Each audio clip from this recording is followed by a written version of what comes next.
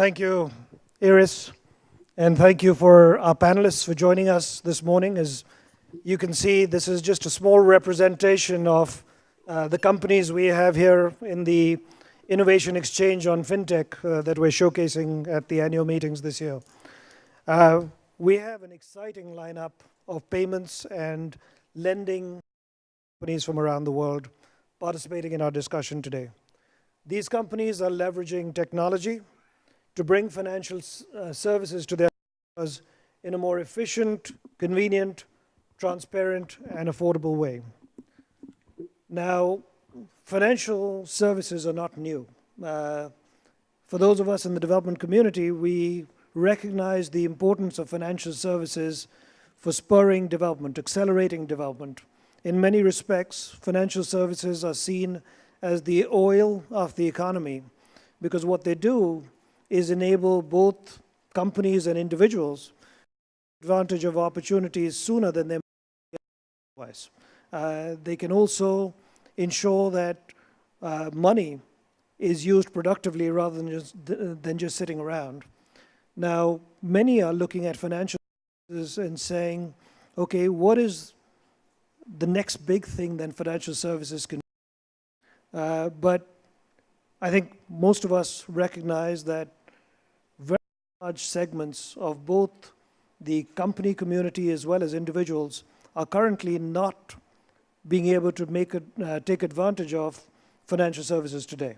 SMEs, for example, most SMEs either have no access to financial services or very limited access to financial services. And similarly, when you go down the income pyramid, it rapidly tails off. So there is not only, as there are in many places that are being disrupted by financial services, opportunities for financial services to leapfrog, there is a significant gap in the way financial services are servicing the development community today. So I'm going to turn to the companies that we have on the panel today and ask them about both aspects. I'm going to ask them to briefly describe their business and help us understand what is the gap that they're trying to address, and then what is the opportunity that they'd like to address going forward. We estimate in the World Bank Group that there are about 2.5 billion people around the world who are either unbanked or underserved as individuals, and a further 200 million unbanked or underserved micro SMEs in the company community. We have set ambitious targets within the World Bank Group, working together with partners, including some who are on the panel today, to try and make sure that we move the needle towards universal financial access. And we have a shorter-term target of addressing about half of the unbanked individuals by the year 2020. And based on the latest numbers I've seen, we're about halfway there. We set this target a few years ago. So that's our goal within the World Bank Group. For today's rounds of discussion, I'm going to pose a question to each of our panelists. I'm going to start maybe with bKash, which is the largest mobile money operator in Bangladesh, with over 30 million registered users. bKash leverages an agent network of over 180,000 individuals to allow customers to make transactions such as depositing or withdrawing funds, sending money to friends and family, or paying for utility bills. In a country that is heavily reliant on cash, and with a large proportion of its population that is unbanked or underbanked, bKash has provided a solution for all Bangladeshis to have access to basic financial services. IFC is proud to have been a partner of bKash since 2013. Today, we have representing bKash with us the head chief of external and corporate affairs, Major General Monirul Islam. So, Major General, maybe I can start with you and ask you if you could help us understand what have been the most important factors for scaling up mobile money in Bangladesh. Thank you, Chair. Bangladesh is the eighth largest country in the world population-wise, which has a population of 160 million plus. And two-thirds of that population live in suburban and village areas. Whereas the workplaces that people have in Bangladesh are all surrounding urban areas. And one of the sectors that has done very well, you would possibly know, is the ready-made garment sector, where it's a labor-intensive sector. Lots of women work there. So one of the pain points they had was sending the money at the end of the month as they used to draw salary, and they had no formal banking. So if you look at the statistics, you'd find that Bangladesh, the adult population has only about 16% formal bank account. Because with 10,000 bank branches in Bangladesh, and the kind of cost that it involves, people cannot really have services from banks that easily. So the idea was to have something that could actually mitigate this pain.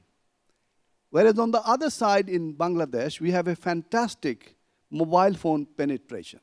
With the adult population, we have 86% mobile phone penetration. That was the time that this idea was really coined, where this gap of not having bank account could be bridged by application of mobile banking. The idea was of Mr. Kamal Kader. He, with Sir Abed, went to central bank, and central bank was obviously looking at the financial inclusion issue, which is one of the goals of social sustainable development goals. And they allowed the banks back in 2010 to start this industry. And bKash came into being in 2011 with Money in Motion and BRAC Bank making the subsidiary bKash. The first thing that we found was to gain the trust of the people. Because this was a new service, obviously people were not aware whether this would work, whether their money would really reach from one account to another. And we had the challenge taken in a squared manner. And we could actually earn the trust of the people that this, yes, through the mobile bank account, a worker at Dhaka, which is the capital, could send the money back in village to his mother, father, or wife, whosoever is the recipient, having another bank account. And then, of course, the growth took place because of the agent network that we provided. We have 180,000 plus agents who are actually roadside grocery shop holders. They sell other items, and bKash is one of their other products. They open account, they take the money to put it in the account, or they convert the bKash money into cash money whenever somebody would like to take that money out. So the convenience, the affordability, and the security actually earned the trust, and it became very popular. Looking at that, of course, IFC, as has been mentioned, invested into bKash. Then we had Bill and Melinda Gates Foundation investing into bKash. And very recently in 2018, Ant Financial has also invested in bKash. bKash now is looking at more of use cases, because just sending money or storing money is not the primary reason one would open an account for. So we have now the payment gateway ready. Anybody who is linked to bKash, like a merchant or a share-ride company, they can get their payment settled through bKash. So anybody with a bKash account can go to a grocery shop, get some product, and with the application that we have now, they can scan the QR code and make payment easily. The application that we have launched early this year allows two voice prompt modality. One in Bengali, that's our own vernacular, and also in English. And they can navigate easily to make any kind of transactions that they need to do. So the kind of facilities that has been brought through the number of products is actually scaling up the operation. Now, anyone having a bank account can integrate and link that bank account with bKash. People who work from Bangladesh outside in other countries can send their remittance to a commercial bank, and the commercial bank, in partnership with bKash, can disburse the money to the people who live in the villages. So many other things are happening. We are talking to some of the banks who would like to lend through bKash and do the collection also through bKash for any kind of loans. That would possibly come up in a short period of time. So it's basically the kind of needs the people have been addressed, and that is what possibly is the actual reason why bKash has become so popular in Bangladesh. Thank you. Thank you very much, Major General. And you are addressing a pain point we see virtually in every emerging market, that of domestic remittances. Jobs are often in a place that is different from where individuals are. They go, they get a job, and then there's significant friction in getting the money back home. So you either need to find a very expensive way to get the money back home, or even worse, the money sits unproductive either under the proverbial mattress or in a bank account until they can find a way to get it back in order to be able to spend and then increase the velocity in the economy. Now, another area with significant inefficiency beyond transaction and payments is on the lending side. So I'm going to call on our next guest, which is actually a homegrown Indonesian company, Investri, which is represented by its CEO, Adrian Gonadi, here on my right. Investri is a peer-to-peer Indonesian lending marketplace. By leveraging technology, the company connects lenders who want to invest their money to borrowers who are seeking funds for personal or professional use. Investri acts as the intermediary between the two parties. Since launching in 2015, the company has registered 46,000 lenders and has facilitated almost $70 million in loans to 2,000 plus borrowers. My question to Adrian is, as an intermediary between borrowers and lenders, how do you ensure that demand for funding matches supply of funding?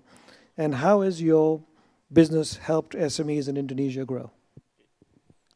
Thank you, Atul. Good morning, ladies and gentlemen. So, welcome to Bali, the island of the gods. And I think it's says to what Atul mentioned. I think Indonesia is very unique in a sense that if you look at the size of the population, we have 250 million population. We have 59 million SMEs in Indonesia, split into different segments within that space. The problem that we have is actually this access to financial services, as rightly mentioned, both in the payment, savings, as well in the lending space. Credit to SME GDP still stands at around 20% in Indonesia, and there is a credit gap of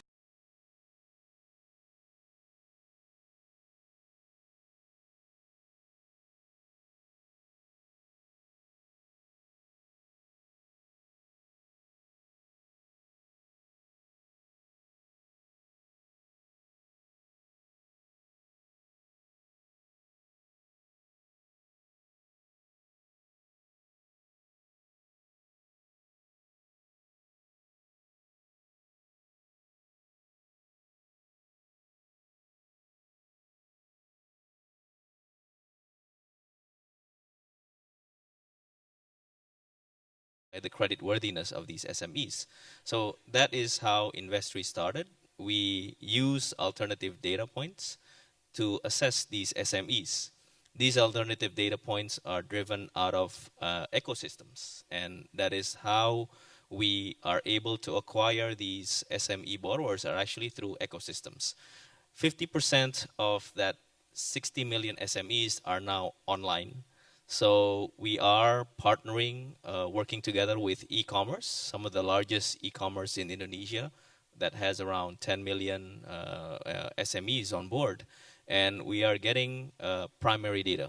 We are getting transaction data from those marketplaces in order for us to assess the creditworthiness of many of these SMEs who are previously unable to access a formal financial sector. And right mentioned by our counterpart bKash, payment gateways becomes another channel whereby the data is within those payment gateways. There are merchant transaction data, historical data, and these are some of the data points that we are leveraging our technology to enable us to provide credit assessment for many of these SME borrowers. And the role of a marketplace is to connect. So we don't do balance sheet lending. We are not a bank. We are purely a marketplace. And that comes, the other side of the coin is how do you ensure the funding side from the lenders? So Indonesia has also another unique problem on the lending side. 1% of the population are actively investing in the stock exchange. So retail investment is very much limited. If you look at the banks in Indonesia, many of the retail depositors are depositing 1 month on a rollover basis. So it is not deep enough. Less than 5% of the population have mutual funds or insurance product. So the question is, what happens to retail investment? This becomes an alternative for retail investment where you can start small ticket size, and it's impact investing. And everything is access to technology, providing the retail investors with access in a fast, transparent, and secure manner becomes the key proposition. So that's how we started out in leveraging this problem. Actually, in Indonesia, you have lack of access to credit, you have lack of alternative investments for the retail, and that's actually how we use technology to connect between these two set of problems. We started out over 3 years ago, managed to scale the business for almost 30 times, and as a former banker, we always try to maintain asset quality. What's asset quality? To date, we still maintain a 0% NPL. How do we do that? Again, leveraging on technology, working with payment gateways, working with the ecosystem, credit insurance. And lastly, I think the success of this segment in Indonesia has been due to the regulators. Very much proactive from OJK, Indonesia's equivalent to the FSA, in supporting fintech lending in Indonesia. And in a little over a year after we started the business, there was the regulation on fintech lending in Indonesia. So I think the regulators are very proactive, preempting the growth of this industry because there is a need. And the regulators have played clearly a very active role in ensuring that happens. And now we see collaboration from banks, financial institutions. And that addresses also the problem of how do you balance between the demand and the supply. Wholesale institutional capital from banks in Indonesia are looking at means to make the acquisition process for SME lending more efficient in Indonesia. And we are the solution. Thank you very much, Adrian. So the demand side of the equation, I think, is well recognized that there is a significant need for borrowing which is not being met. I think you're also addressing the supply side, that money is not being productively used because people don't have enough investment opportunities. So you're addressing both aspects of the equation. So let me take it to the next step, because you did mention something else, which is allowing you to do what the banks would not do. So IFC has a very large financial institution portfolio, and we push all of our client banks to lend more to SMEs. And the common refrain we get from banks is twofold. One is, as the Major General was saying, banks do not necessarily have the capillarity to reach all of these entities, or it's too expensive to reach lower income individuals and or smaller companies. And the other side of the equation is that banks will often say, we don't have enough data to make an assessment on the creditworthiness of these entities. Well, we're now reaching a point, due to the factors you're talking about, whether it's e-commerce, whether it is payment gateways, that individuals and companies that may be cash poor are becoming data rich, which allows me to segue to the next panelist we've got. And I'm pleased to welcome Singapore-based Lendo EFL, which is represented by its CEO, Richard Eldridge, sitting in the middle of the stage here today. Lendo uses artificial intelligence and advanced analytics to analyze non-traditional digital and behavioral data. The company provides credit scoring and verification services to financial institutions in emerging markets to help them improve their underwriting cycle to underbanked people and small businesses. Lendo has a presence in over 20 countries in Asia and Latin America.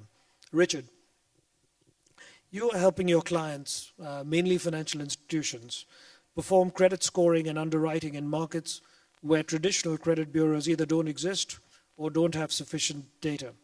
Can you tell us a little bit more about how non-conventional data points can help provide a credit profile of borrowers, and what data points you found most relevant? Sure. Thank you, Atul. Good morning, everyone. The journey into financial inclusion for myself started in 2010. I have lived in emerging markets for the last 20 years, India, Malaysia, and Philippines being the main three countries. And during that period, I was running an organization in the Philippines. And it became apparent that over 50% of the employees that worked for me were coming to me asking for me, the employer, to provide financial services to them. And at a certain point, we took a step back and I asked the question, why? Why can these individuals who have got good education, who are hardworking, trustworthy, not able to go to a financial institution as they would be very likely to do in a developed country, and be given a range of services, whether it was credit, savings, insurance, whatever it may be. And that took me on a journey for about a year until we set up Lendo, and I went out to a number of developing countries and saw the same thing. I think the stats are out there today. Micro SMEs and consumers do not have this full range of financial services. And even though they're starting to become banked by the definition of they have some touch point with the ecosystem, they don't still have access to this full range of services. Our journey went to then speak to the financial services players, the banks, the MFIs, a lot of players. And two things really came out. The first was, if we don't have enough information about the individual, we just can't make an informed decision. And as a result, even if we want to be serving this market and we potentially have a product, we cannot do it. The second question they then posed to me was, and even if we did have that information, how can we make the commercial model work? We're used to doing things manually. It takes time. But with these smaller transaction sizes, the commercial model has to change. How do you make automatic decisions using computers today, artificial intelligence, and accurately predict certain things? How do you acquire customers at a price point that makes sense? How do you do your regulatory KYC and verify certain information? How do you do your underwriting and risk management? How do you service them? And how do you then make sure you can collect when due? The final point of the equation was a work I had been doing previously, which was using AI for a number of years to predict stock market trends. And through that process, we had seen that micro SMEs and individuals have a huge amount of data. And this data is growing exponentially every year, continues to grow and will do. It's typically kept with various different parties. And they can even create their own, and more is now being done so. But what they weren't able to do is share that data with someone who was looking for more information to make a more informed decision, and hence there was information asymmetry. That's where we set up Lendo EFL. We decided that there was an opportunity to allow small business entrepreneurs and end consumers through technology, a platform to share their data for a specific purpose with opt-in permission, and with that run algorithms and accurately predict certain things, whether it's a propensity to buy, whether it's a reduction in fraud risk, whether it is a propensity to default on a product. And that's where the journey started. We started analyzing data way back in 2011, and we started using mobile data, social data, digital footprint data, and subsequently moved forward and today continually add more data sets from e-commerce players, payment providers, as well as data they create. We have a patented psychometric test which can be digitally deployed either on their phone, on a tablet, or even through SMS in some countries in Africa. And through that, we start to get a read. We get a read of certain things. And when you're trying to make an informed decision, you typically want to ask one of three questions. Number one, can I verify this is who they say they are and verify the information that's been stated when the person applies? Number two, are they of the right character that they will use that financial product in the way that it's meant to be used? And thirdly, do they have the capacity to repay whatever may be, whether it's a line of credit or continue paying for insurance? And with these types of data sets, we're able to get a read on that, and from that create models for financial institutions that now approve people. Last year alone, we helped make decisions on over 3 million people. We'll double that at least this year and continue to grow. And the premise behind, and everyone wants to know what's our secret sauce, which I won't explicitly share, but to give you a bit of an insight, if you look at how a credit bureau traditionally worked, they were looking at someone's previous financial behavior. If you took credit, did you pay it back? If you have a credit line, how much of the credit line do you use? How often do you check your credit report? And all these are types of behaviors associated with finance that you're using to then put through an algorithm and predict future financial behavior. The question for these markets is, if you've never had that before, or you've only had very limited transaction, and in most markets that's around 80 to 90% of the market, what are proxies you can use to measure behavior and personality traits that mimic those financial behaviors? So for one is conscientiousness. How can you measure conscientiousness of an individual? How can you measure stability in one's life? Yeah, these would be two typical traits we look at using various different data source and psychometric tests, which we can then apply accurately to help financial institutions make better decisions. Excellent. Thank you, Richard. So I think you are conveying a couple of things. One is the common refrain we were hearing from traditional financial institutions in that they don't have a basis to lend to these unbanked companies and individuals. I know your focus is mainly on companies. You're able to address through your data. And I think the other point you're making is that the quality of data is rapidly getting better. You started with mobile telephony type of data, and now you've got the type of data that may be being produced by many of the panelists on this dais, as well as other entities that are generating data as well. Let us now move regions. FinTech is clearly moving very rapidly in this part of the world. But I'm now going to introduce Omosulewa Adeyemi, who is head of partnerships at Flutterwave, covering many countries in the Africa region. Flutterwave is a regional payments platform in Africa that integrates payments from bank accounts, card schemes, and mobile money to facilitate payments for offline and online merchants and retailers, including the likes of Uber in Nigeria and international money transfer operator TransferWise. Since launching in 2016, the company has already onboarded 45,000 merchants and processed over 2 billion payments. And just as an aside, I'll mention to you, the team had put together some of the background data on these companies, and I just touched base with many of the panelists, and I'm having to scratch out the data because they're moving so quickly that the numbers are changing almost on a weekly basis. So, Omosulewa, let me ask you the following question. As a Pan-African omni-channel payments company, what are the most important regulatory factors to consider when rolling out a new product or expanding to a new market? And please, again, like the other panelists, use the opportunity to tell us a little bit about Flutterware and your business beyond what I've indicated. Thank you for the introduction, Atul. My name is Omosulewa, as he mentioned, but I am often referred to as O, if that's easier for everyone. A quick background on Flutterwave. We were founded about 3 years ago.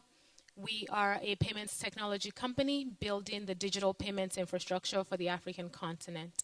To provide some background on what we're trying to do, In Africa today, unlike many other regions of the world, in addition to having a prevalence of card payments, we also have other local payment methods by which people in the region make payments. So we have cards, which aren't seen at this moment high usage, but we also have mobile money, we have QR-based payments, we have USSD-based payments, and a whole plethora of other payment methods.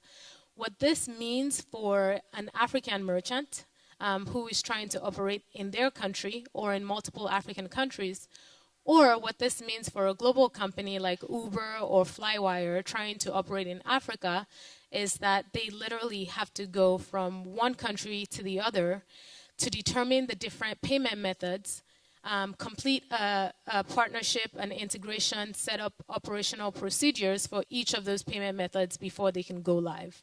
So to put this in perspective, if there was a company that was looking to enter 5 African countries. Let's say they wanted to start with Nigeria. They would have to go to Nigeria, outline the different payment methods, which are cards and bank accounts, and complete integrations to support those payment methods. Then they would move to their next target, say Kenya, identify that M-Pesa and cards, maybe bank accounts are also payment methods used in those countries, complete an integration for each one of those, and do the same over and over for every country they operate in. What we are trying to do at Flutterwave via our platform, it's called Rave, is make it easy for that company to complete one integration into Rave and be able to accept payments from the different payment methods in the multiple countries that they want to operate in. Along the same vein, as Atul mentioned, we also support international money transfer organizations who are looking to terminate payments into African bank accounts and mobile wallets, all via the same integration.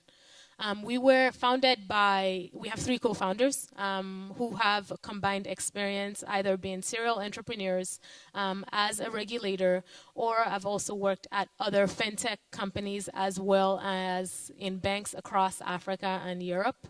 To date, we have onboarded 45,000 merchants and we are continuing to see impressive growth on that front. To touch on your question specifically, I work on our partnerships and expansion team, and one of the things we have to consider from a regulatory perspective, perhaps the most important, is the regulator and the central bank's appetite for risk when it comes to payment service providers or payment technology platforms. So if you take Africa alone, where we have 54 countries, we have to go from country to country, speak to the regulators, conduct some research to get the necessary information to determine what it will take for us to scale into that country and be able to launch our platform and operate in that country. So in Nigeria, which today is our largest market, you have a situation where we don't necessarily have a regulatory sandbox specifically for fintechs. What we have is the central bank having drafted a few policies to guide the operations of payment service providers in the region. When we want to expand to Ghana, just our next door neighbor, we find that the country hasn't licensed a payment service provider in over 10 years. Rather, what needs to be done is to obtain a letter of no objection from the central bank. So when it comes to our expansionary efforts, a lot of times we are very focused on securing the right information from regulators and central banks, which in Africa can sometimes be quite a challenge, actually. So, yeah. Thank you, Masalewa. And thanks for touching on that issue, because this is a chicken and egg issue. And you know, the World Bank Group, we've got the private sector side where we partner with companies like you, and then our public sector colleagues are obviously working with governments and regulators. And I think we heard many of the panelists talk about the fact that regulators are generally open-minded and are keen to support developments in this sector, but they also have a fiduciary obligation to protect customers in the sector. So you often find that regulators are between a rock and a hard place in deciding how quickly to let the sector evolve and what sort of regulations to put in place. So there is an opportunity and a need for greater interaction among regulators, and I know there are a number of incipient efforts in that direction. But maybe we can talk a little bit about this when we open up to the broader discussion. But next, let me move to Keith Zhai of Ant Financial. Keith is Head of Corporate Development for South and Southeast Asia. Now, Ant Financial, as many of you know, is the financial services spin-off of Alibaba. Joining us today, Keith is going to tell us a little bit about Ant. We're going to focus on one particular aspect of their service offering. Ant today is the largest financial services fintech company. Last round, what was publicly circulating was that they're valued at about $150 billion. And they provide financial services across payments, wealth management, lending, insurance, and credit reference business.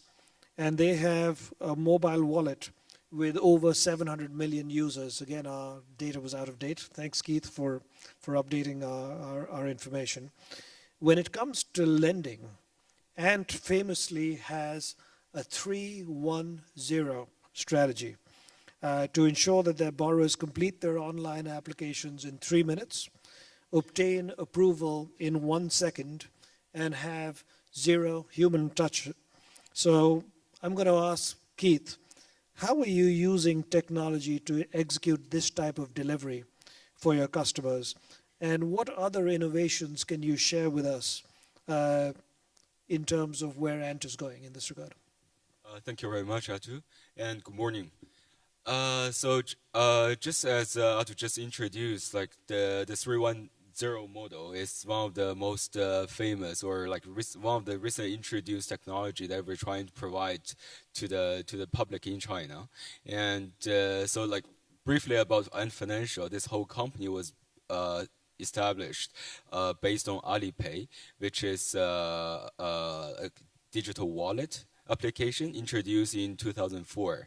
And at the time, like for most of the users of Alipay, they are also the clients for Alibaba e-commerce platform.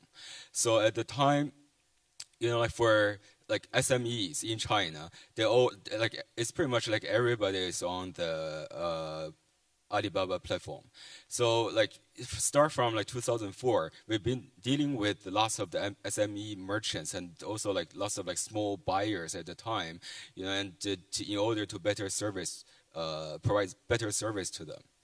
So over the years, we realized that one big problem for all these people, all these SMEs, is that sometimes they only need a very small money from the banks, but they don't have the access, or it's like it takes like ages for these people to get the money from the established financial services. So in 2017, last year, we introduced this project called 310. So it means like it takes 3 minutes for the merchants to apply for the credit. And compared to in the previous years, they may take 3 months or 3 years or even longer time for these people to get the money from the banks. And 1 second for us to approved based on substantial background analysis, and zero people like in the decision making, just to make sure the service and the process is fully automated, and it also like keeping the cost into the minimum level, and also to reduce the mistakes. So since we introduced this service in 2017, up till now, I think we have over 2 million users, and all of these people are, like small and SME merchants. And the average loan size is actually quite interesting. The average loan size is under $1,600. So which means the money is very small. I mean, like for all these like micro SMEs, they don't need that much, as I said, from the banks. So like the money is very limited, but like for the traditional or established financial systems, it's just very hard for these people to get this small amount of money. And also like by using AI and other risk management technologies, and including big data. And the non-performing loan ratio actually for this SME loans has been like maintained at around 1%, which is, I think, is fairly like competitive compared to the established financial services. So beyond this kind of loans and credit system, so this year we're also trying to embrace like some more new technologies, including blockchain. So in June recently, we introduced this blockchain-based cross-border remittance service between Hong Kong and the Philippines. And the reason why is that, as many of you might have known, that there are like Filipino workers is the largest foreign service community in Hong Kong, and each year I think they remit over 500 million US dollars from Hong Kong to the Philippines. So this year we introduced this service based on, so for Filipino workers in Hong Kong, they can use Alipay Hong Kong, which is our partner in the local market, and to their GCash account, which is also our local partner in the Philippines. So what we're trying to solve is that, you know, like for years, the Filipino workers in Hong Kong, for like they have to use their like only off day on Sunday, and I mean, like for any of you been to Hong Kong like on the weekend, you can see like there's huge lineup, huge queue in downtown Hong Kong. That, you know, like the Filipino workers, they have to wait at the banks, at all kinds of remittance centers, just to get the money transferred back home to their families or friends. So with the blockchain-based remittance service, not only it's cheaper, but also it's much faster.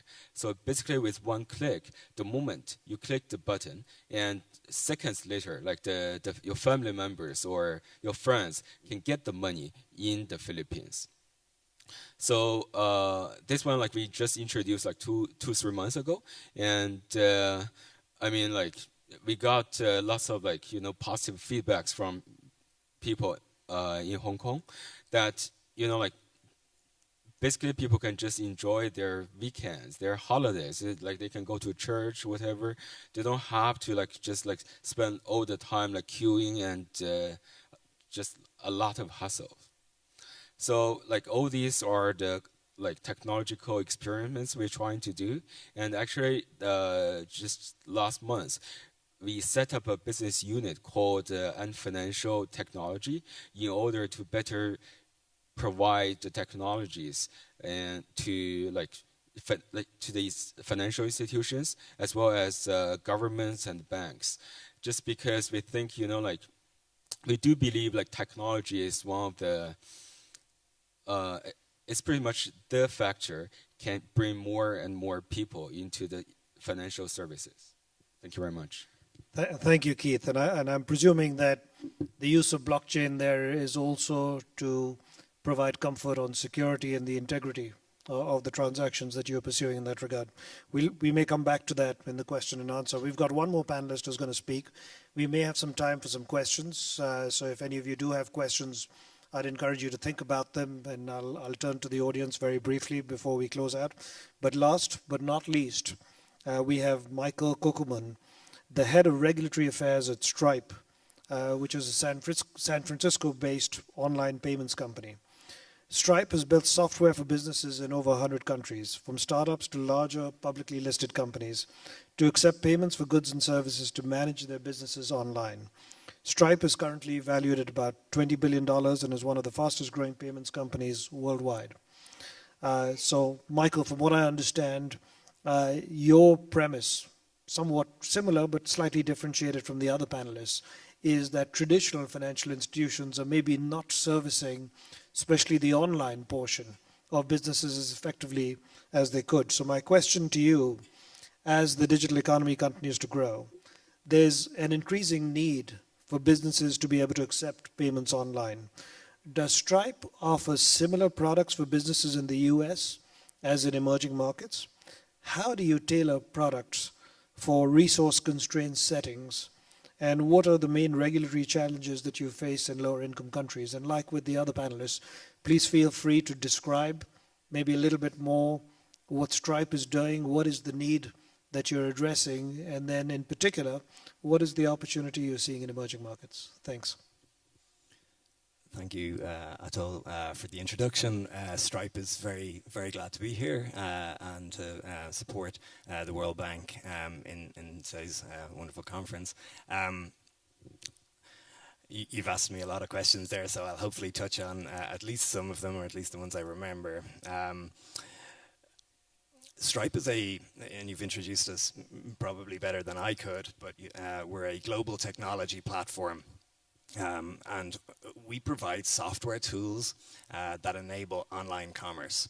Our technology enables businesses to start online, to scale online, and to accept payments online, which is the fundamental kind of reason that they are in existence.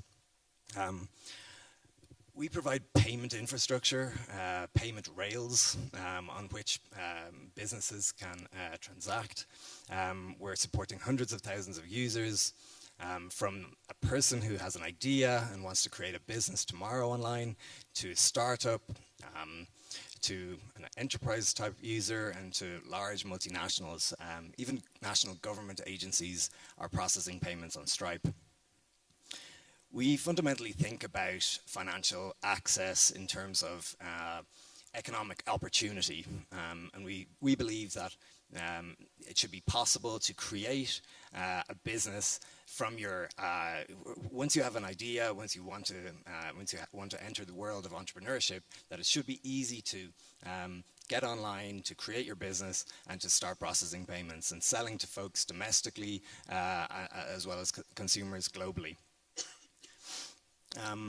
When we think of financial access, we think of the tools that we can provide to entrepreneurs to enable them to run their online businesses.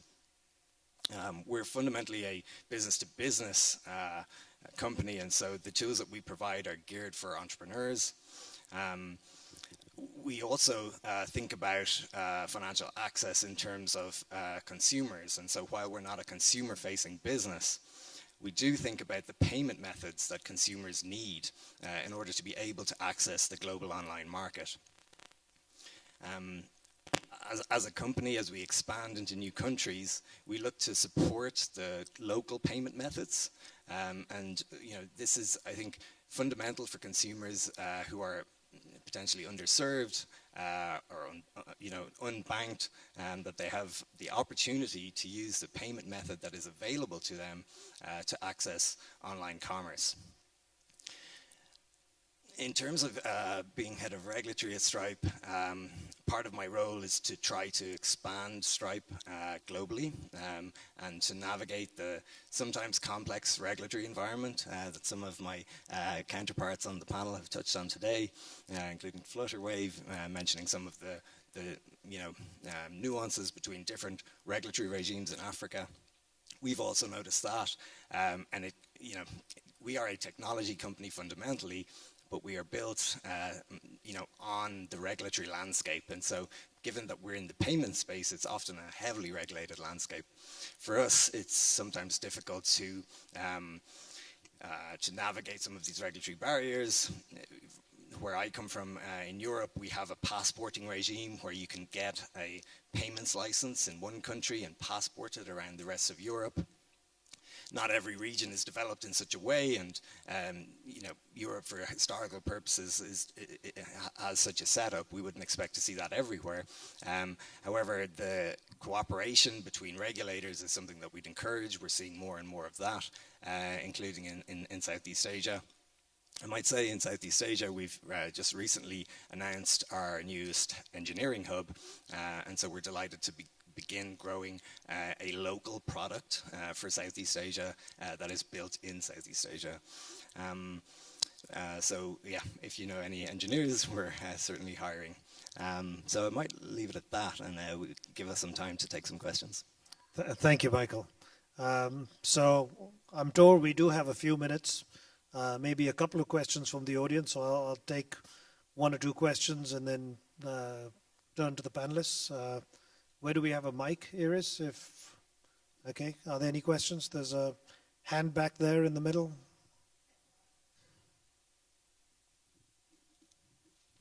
Hi, I am Filiz Ünsal from International Monetary Fund. This is actually super interesting. I made a presentation yesterday on financial inclusion and how fintech can actually contribute to financial inclusion and the lives of people in many parts of the world. So this is really super exciting for me to see, these companies actually flourishing in developing countries. I have one question for Richard. So you mentioned, so this is an incredibly powerful platform to have a credit bureau online, essentially. But how do you solve the issues of privacy? Are your clients aware that they are being watched? And another question: how do you ensure that your lending, the information that you provide doesn't actually discriminate against women or some other vulnerable parts of the population? Thank you. Thank you, Richard. Before you respond to that, let me see if there's one more question that we could take. There seems to be one here in the middle, and then we'll open it up. And if you want to direct it to one of the panelists, please feel free to do so as well. Do introduce yourself. Yes. Yeah. I am Shivaji from Asian Development Bank. Sorry, we're not hearing you. If you could speak up a little bit. Yeah. I am Shivaji from Asian Development Bank. Okay. As you know, this technology is the key driver in the modern space and is moving much faster than the regulatory space. This type of the disconnect, most of the time, many of the entrepreneurs are facing almost in every business model. Have you faced this type of issues, and then how you are able to navigate this type of the disconnect? Thank you very much. So we will open that question up for the audience, and I think the question, if I understood it correctly, is how do you navigate the regulatory landscape in different countries? So should we start with you, Richard, and then we will see if someone wants to pick up on the second one. Sure. Let me address your two questions. First, on privacy. We knew, and we're a firm believer, that the data belongs to the customer. And as a result, you need to explicitly request his permission or her permission to access that data for the specific purpose you're using it for. So at every point and interaction we use data for, we get a step-by-step permission, which is